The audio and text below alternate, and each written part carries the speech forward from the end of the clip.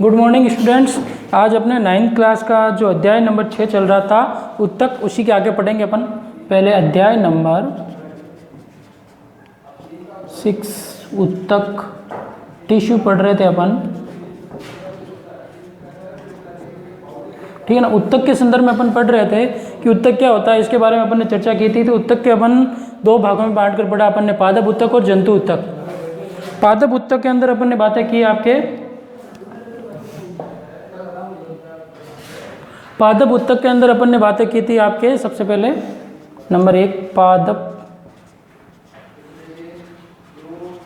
उत्तक। Plant tissue के अंदर अपन पढ़ रहे थे आपके, प्लांट टिश्यू के अंदर अपन ने बातें कर ली थी। पहला उत्तक पढ़ रहे थे सरल स्थायी उत्तक, है ना। स्थायी पादप उत्तक को दो भागों में बांट कर पढ़ा था। पहला तो था आपके विभोज्यतक, ये अपन चर्चा कर चुके हैं, विभोज्यतक। और दूसरा था आपके स्थायी उत्तक, ठीक है ना। विभोज्यतक और स्थायी उत्तक के अंदर अपन पढ़ रहे थे। तो फिर अपन विभोज्यतक कंप्लीट कर लिया।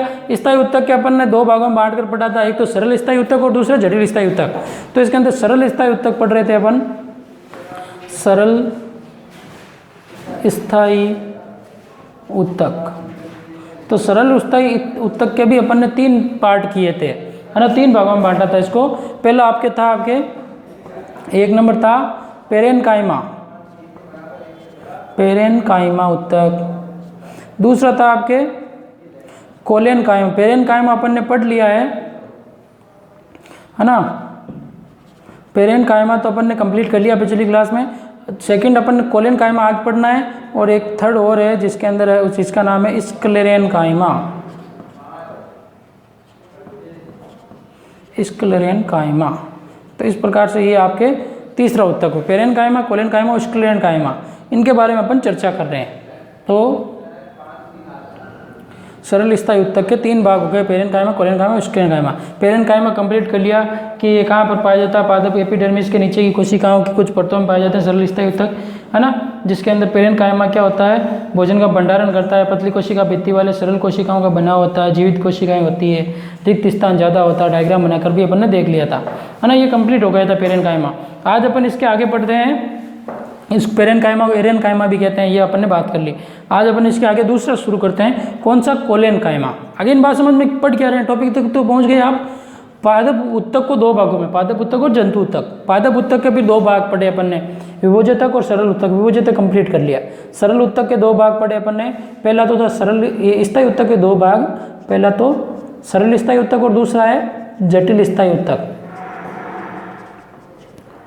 जटिल स्थायी उत्तक। तो जटिल स्थायी उत्तक को अब अपन को पढ़ना है। पहले अपन सरल स्थायी उत्तक के 3 भाग के अंदर एक कंप्लीट हो गया अपने पेरेनकाइमा पिछली क्लास। आज अपन कोलेनकाइमा और स्क्लेरेनकाइमा के बारे में पढ़ते हैं।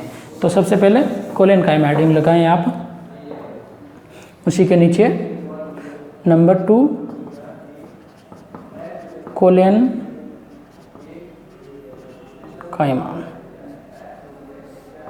कोलेनकाइमा। अब इसके अंदर अपन को पढ़ना है कि कोलेनकाइमा किस प्रकार के होते हैं। तो पौधे के अंदर ये क्या, कोलेनकाइमा क्या करता है, ये पौधे में लचीलेपन का गुण इसके अंदर पाया जाता है। वास्तव में इसके गुणधर्मों की बात करें कोलेनकाइमा के अंदर, तो ये क्या करता है, पादप के अंदर लचीलेपन के लिए जिम्मेदार होता है। जैसे अपन पादप को देखते हैं कि जो पत्ती होती है या फिर उसकी शाखा होती है, उसको अपन मोड़ते हैं तो वो टूटते नहीं, आसानी से मुड़ जाती है ना, कोमल होती है उनकी पत्तियाँ। तो वो लचीलेपन का गुण किसके कारण होता है, कोलेनकाइमा के कारण होता है। तो पहला लिख के अपन इसके अंदर कि यह है पौधों में, यह पौधों में लचीलेपन, यह पौधों में लचीलेपन का गुण के लिए जिम्मेदार हैं, लचीलेपन के लिए जिम्मेदार हैं। मतलब पादप के अंदर लचीलापन इसके इन्हीं के कारण होता है। तो पादप के अंदर लचीलेपन के लिए जिम्मेदार होते हैं, ठीक है। लचीलेपन के लिए जिम्मेदार हैं, कोलेनकाइमा के कारण होता है। ये पौधों के विभिन्न भागों में, जहाँ जैसे पत्ती है, तना है, बिना टूटे लचीलापन लाता है। आई बात समझ में। तो ये क्या करता है, यह पौधों में विभिन्न भागों में, मतलब पौधों के जो भाग हैं अलग अलग प्रकार के, पौधों के विभिन्न भागों में क्या करेगा, विभिन्न भाग हैं जैसे पत्ती, तना, है ना, लीफ, स्टेम, पत्ती, तना विभिन्न भागों में क्या करता है, बिना टूटे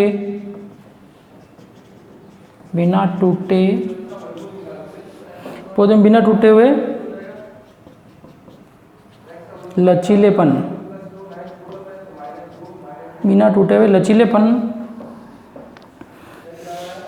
लाता है। आई बात, लचीलापन लाता है। कौन, कोलेन कायमा की बात कर रहे हैं अपन। दूसरी बात करें और इसके गुणधर्म, तो ये पादप को क्या करता है, आपके यांत्रिक सहारा भी प्रदान करता है। तो ये है पौधों को यांत्रिक सहायता भी प्रदान करता है। ये है गुणधर्म पढ़ रहे हैं अपन इसके कोलेन कायमा की। ये है क्या करता है, पौधों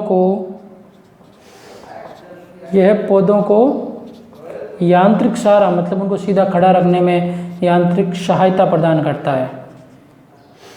सहायता प्रदान करता है। कौन, कोलेन कायमा उत्तक की बात कर रहे हैं अपन।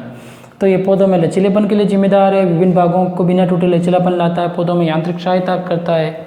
आई बात समझ में। इसके अलावा ये क्या करता है आपके,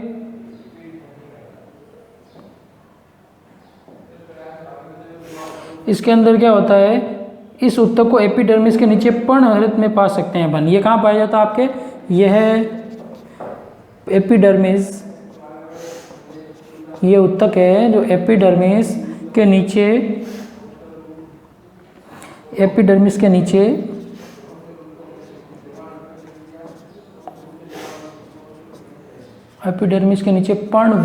पर्णवृंत, एपिडर्मिस के नीचे वाले पर्णवृंत में पाए जाते हैं।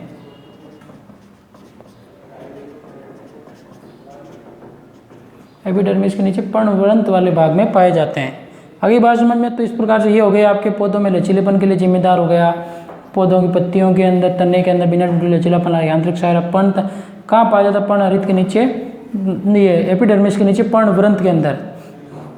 ठीक है। इसके अलावा इस उत्तक की कोशिकाएं जीवित होती है, जैसे अपन ने बात की, किसकी जीवित होती है, पेरेन कायमा की भी जीवित होती है, कोलेन कायमा की जीवित होती है, लेकिन स्क्लेरन कायमा के अंदर मृत कोशिकाएं ज़्यादा होती है, वो बाद में बात करेंगे। तो इस उत्तक की कोशिकाएं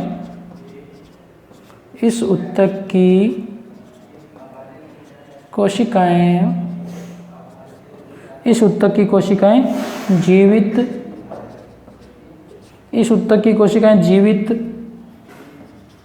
लंबी, किसकी बात कर रहा हूँ मैं, कोलेन कायमा की। तो इस उत्तक की कोशिकाएं जीवित, लंबी और अनियमित ढंग से,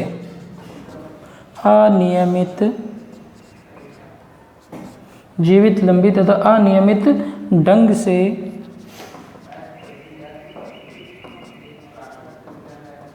कोनों, मतलब कोनों पर मोटी होती है।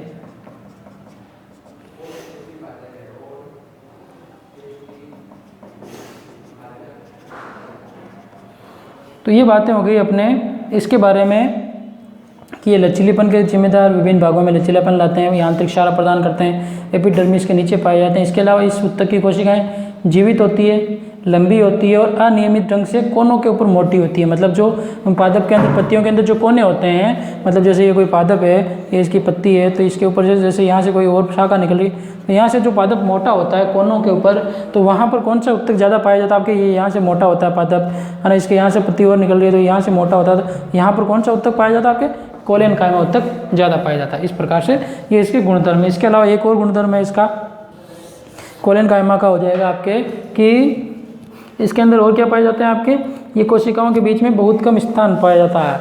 अपन ने बात की पेरेन कायमा के अंदर कि उनके अंदर रिक्त स्थान की मात्रा क्या होती है, ज़्यादा होती है, और इसके अंदर क्या होता है, कोशिकाओं के मध्य कोशिकाओं के बीच बहुत कम स्थान, रिक्त स्थान होता है। यही बात समझें। तो कोशिकाओं के बीच बहुत कम रिक्त स्थान होता है। किसकी बात कर रहे हैं अपन, इनके अंदर कोलेन कायमा के अंदर क्या होता है, कोशिकाओं के बीच बहुत कम रिक्त स्थान होता है।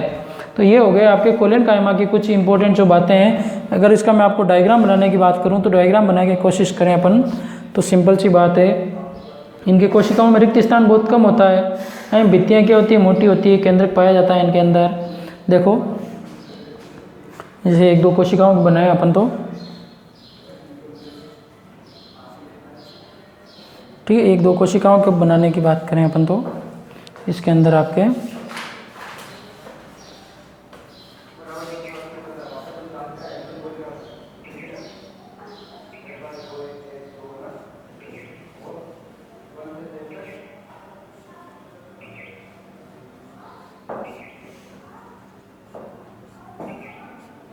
इस प्रकार की कुछ कोशिकाएं बनाई मैंने आपके इसके लिए।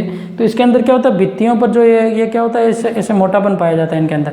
ये जो अवकाश है अलग अलग जगह पर, है ना, इनके अंदर ये क्या होता है, ये जहाँ से जॉइंट होते हैं इनके अंदर क्या होता है, मोटापन होता है। यहाँ से जो बात की मैंने यहाँ पे,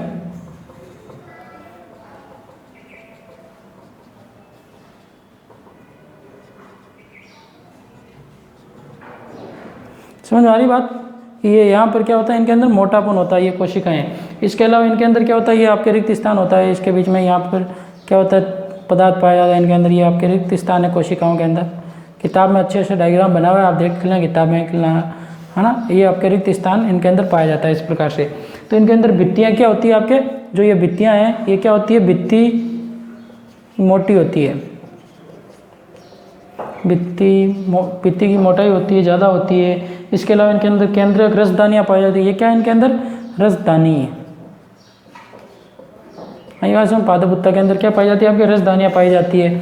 इसके अलावा और बात करें अपन तो इसके अंदर क्या होता है, आपके रसदानियों के अलावा इनके अंदर ये क्या है, आपके ऊपर वाली सतह पर क्या होता है, ये क्या है, कोशिका भित्ति। तो इस प्रकार से ये क्या हो गए, कोलेन कायमा के कुछ गुणधर्म हो गए और उसके डायग्राम बनाने की छोटी सी कोशिश की मैंने। तो आपके ये पादप उत्तक के अंदर अपन पढ़ रहे हैं सरल स्थायी उत्तक के। दूसरा भाग पढ़ा अपन ने कोलेन कायमा उत्तक, जिसके गुणधर्म हो गए पौधों में लचीलेपन के लिए जिम्मेदार, पौधों के विभिन्न भागों में बिना टूटे लचीलापन लाता है, ये पौधों को यांत्रिक सहायता प्रदान करता है, ये एपिडर्मिस के नीचे पर्णहरित में पाए जाते हैं। इस उत्तक की कोशिकाएं क्या होती है, जीवित, लंबी और अनियमित होती है। आई बात समझ, जीवित होती है, लंबी होती है और अनियमित ढंग से कोनों पर इनकी मोटाई ज़्यादा होती है। तो इस प्रकार से ये बातें हो गई अपने कंप्लीट। आगे बात समझिए, उत्तक की बातें हो गई, पादप उत्तक और के अंदर कोलेन कायमा की। अब अपन बात करते हैं आपके किसके अंदर, कोलेन कायमा के अलावा एक और तीसरा उत्तक है जिसके बारे में नाम बताया मैंने, स्क्लेरेन कायमा। ये तो आगे समझ में कि इसके अंदर रिक्त स्थान कम होता है, पेरेन कायमा के बीच में रिक्त स्थान क्या था, ज़्यादा था। ये लचीलेपन के लिए जिम्मेदार होती है, अनियमित ढंग से कोनों पर मोटी होती है, एपिडर्मिस के नीचे पर्णहरित पर पाई जाती है। इस प्रकार से ये इसके गुणधर्म हो गए कोलेन कायमा के।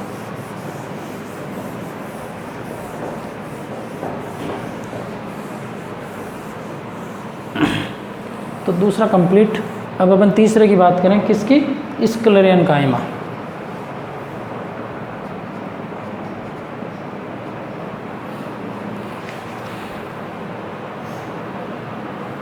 सॉरी,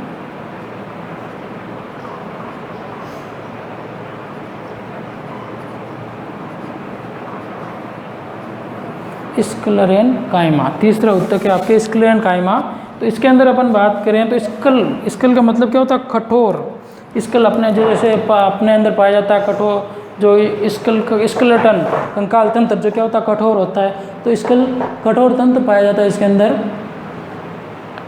उसके अंदर अपन बात करें स्क्लेरेन कायमा, नाम से पता चल रहा है स्क्लेरेन मतलब कठोर होता है। इसके अंदर संरचना क्या होती है आपके, कठोर संरचना की भित्ति पाई जाती है, जिसके अंदर देखो स्क्लेरेन कायमा के गुणधर्मों की। पेरेन कायमा कंप्लीट हो गया, कोलेन कायमा और स्क्लेरेन कायमा के अंदर क्या होता है, ये अन्य प्रकार का उत्तक है। इसके गुणधर्म के अंदर देखो 1 नंबर लिखे हैं अपन तो इसका गुणधर्म, ये कठोर, ये उत्तक पौधों को कठोर एवं मजबूत बनाता है। क्या करता है, यह है उत्तक पौधों को क्या करता है, कठोर व मजबूत बनाता है। आगे बात से ये उत्तक क्या करता है, पौधों को कठोर व मजबूत बनाने के लिए जिम्मेदार होता है।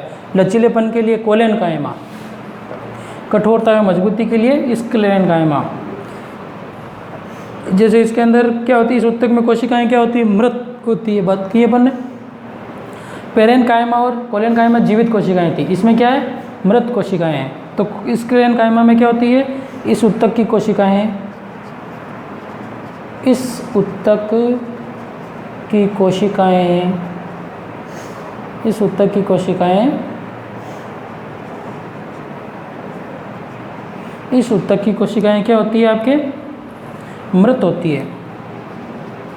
ये ध्यान रख लेना, मृत, इस ऊतक की कोशिकाएं मृत होती है, क्योंकि ये मजबूत कठोर हो जाती है तो बाद में धीरे धीरे, जैसे अपन देखते हैं पादप का जो कठोर वाला भाग है उसको अपन तोड़ते हैं तो टूट जाता है, मुड़ता नहीं है, लचीलापन नहीं रहता है, कठोर होता है और वो मृत हो जाती है कोशिकाएं। यही बात समझ में।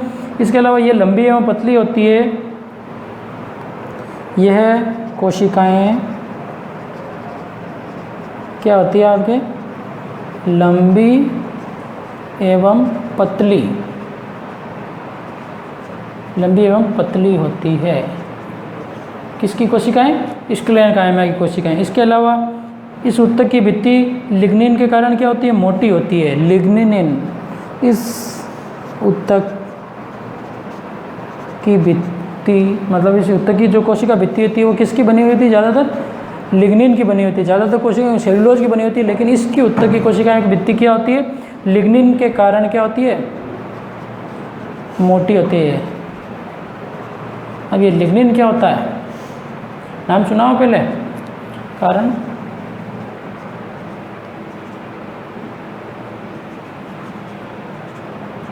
देखो, लिग्निन क्या होता है? लिग्निन के अंदर अपन समझ सकते हैं कि लिग्निन है, ये एक रासायनिक पदार्थ है जो क्या करता है? लिग्निन ये एक रासायनिक पदार्थ है जो क्या करता है?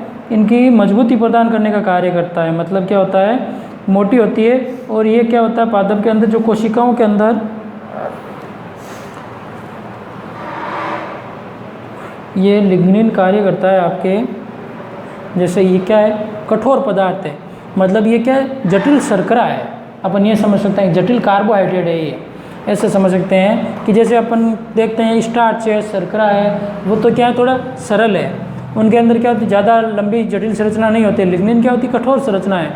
आई बात समझ में। इसके अंदर क्या होता है? खूब सारे रासायनिक पदार्थ हैं जो जटिलता प्रदान कर। अभी एग्जाम्पल बताऊँगा लिग्निन के अंदर। अपन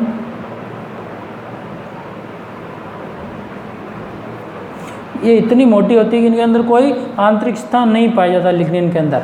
आई बात समझ में। तो ये भी आप लिख लो कि ये भित्तियाँ रिक्त स्थान नहीं होता इनके अंदर बिल्कुल। सबसे ज़्यादा किसमें? पेरेन्काइमा, उससे कम कोलेनकाइमा, और सबसे कम किसमें? बिल्कुल भी नहीं। ये भित्तियाँ मोटी होती है,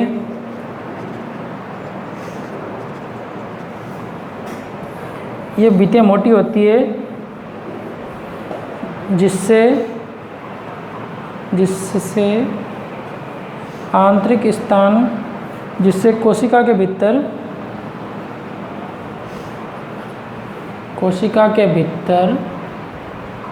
क्या नहीं होता? कोशिका के भीतर कोई आंतरिक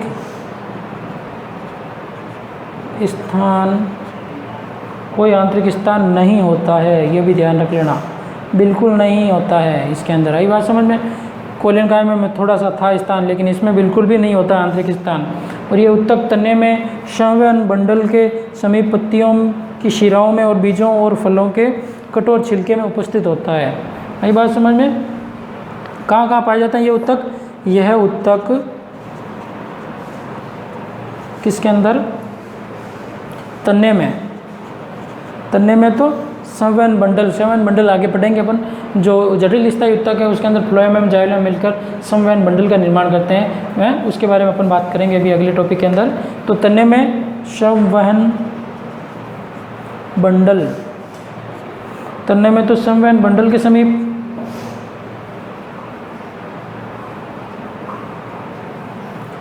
तथा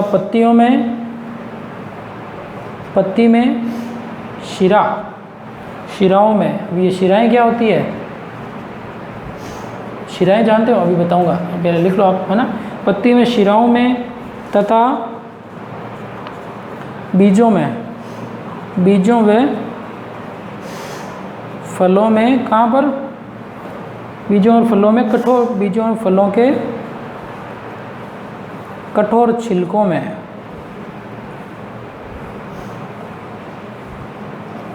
कठोर छिलके में उपस्थित होते हैं। आगे बात समझ में, उत्तक के अंदर, ये उत्तक कहाँ पाए, तने के अंदर तो संवहन बंडल होता है ना, तने के अंदर जो फ्लोएम और जाइलम मिलकर संवहन बंडल का निर्माण करते हैं, उनके बारे में बात करेंगे। पत्ती के अंदर शिराओं में, जैसे ये कोई पत्ती बना रहा हूँ मैं आपके लिए, आई बात समझ, जैसे ये कोई पत्ती है, देखी हुई है ऐसी पत्ती आपके,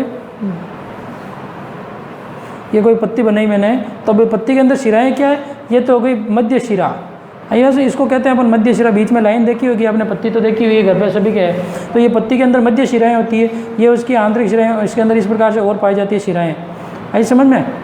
तो शिराओं के अंदर पाया जाता है पत्ती के अंदर, और फलों के अंदर कहाँ पाया जाता है, ये शिरा है, ये क्या है, मध्य शिरा, आई बात समझ, इसको बोलते हैं अपन शिराएं। तो ये पत्ती के शिराओं में पाया जाता है। और कठोर भाग है, बीजों और फलों के कठोर छिलके होते हैं, उनके अंदर पाया जाता है। और तने के अंदर संवहन बंडल के अंदर पाया जाता है। तो ये हो गई आपके इसके स्क्लेन कायमा की बात हुई। इसके अलावा और ये क्या करता है, पौधों के भागों को मजबूती प्रदान करता है। यह पौधों के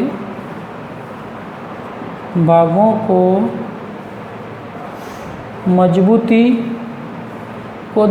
को मजबूती प्रदान करता है। अगली बात सुनो, ये पौधों के भागों को क्या करता है, मजबूती प्रदान करता है। तो ये इसके गुणधर्म हो गए कि उत्तक में, ये उत्तक पौधों में कठोर या मजबूत बनाता है। उत्तक कोशिकाएं मृत होती है, लंबी एवं पतली होती है। ज़्यादातर कोशिकाएं किसकी बनी हुई होती है, इसके अंदर लिग्निन की बनी होती है। जो कठोर भाग है पादप के अंदर, लिग्निन रासायनिक पदार्थ है जो कठोरता प्रदान करता है। इसकी भित्तियाँ मोटी होती है, जिसके कारण इनके अंदर आंतरिक स्थान बिल्कुल नहीं पाया जाता है। यही बात समझे। उत्तक में, ये तने में संवहन बंडल में, पत्ती में, शिराओं में, फलों में, बीजों में, छिलके के अंदर। और पादप को क्या करता है, विभिन्न भागों को मजबूती प्रदान करता है। यही बात। इसके एग्जाम्पल की बात करूँ मैं तो एग्जाम्पल देखा होगा आपने, स्क्लेन कायमा का एग्जाम्पल बात करें अपन ने, नारियल देखा है ना। नारियल होता है ना, जो कहते हैं नारियल की डांडी आई हुई है, ये है ना, जो रेसे निकले हुए होते हैं उसके अंदर, उसको छीलकर उसको हटाकर फिर अंदर से जो नारियल निकलता है उसको अपन खाते हैं। अभी आपने रक्षाबंधन में आपके लाते हैं ना, सभी देखा है ना सभी। तो उसके अंदर जो बाल होते हैं ना, रेशे होते हैं, वही क्या है, स्क्लेन कायमा के उत्तक से बने हुए होते हैं। सिंपल सा एग्जाम्पल समझ सकते हैं अपन। तो एग्जाम्पल के अंदर अपन समझ सकते हैं, नारियल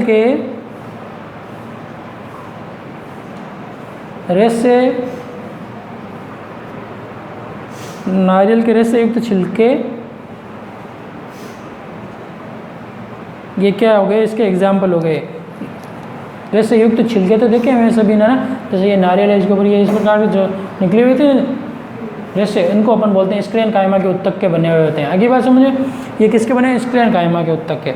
और ये कठोर होता है, सरल संरचना नहीं होती इसकी, है ना। तो अपन इसके अगर मैं डायग्राम बना के बात बताऊं तो इसकी भित्ति बहुत मोटी होती है ना। जैसे ये इसके डायग्राम की बात करें अपन तो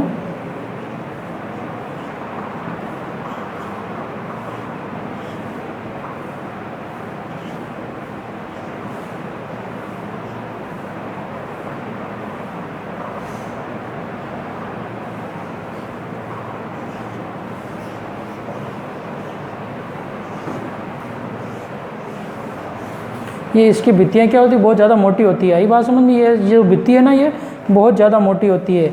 इसके अंदर लिग्निन का जमाव रहता है। यही बात समझ, ये भित्तियाँ हैं जो क्या बहुत ज़्यादा मोटी होती है। इनके अंदर रिक्त स्थान बिल्कुल नहीं होता। देखो ये पास पास में जुड़ी हुई पूरी भित्तियाँ, ये क्या होती है, मोटी होती है ऐसी। यही बात समझ, इसकी भित्तियाँ हैं जो बिल्कुल क्या होती है, मोटी होती है, ये इससे जुड़ी रहती है।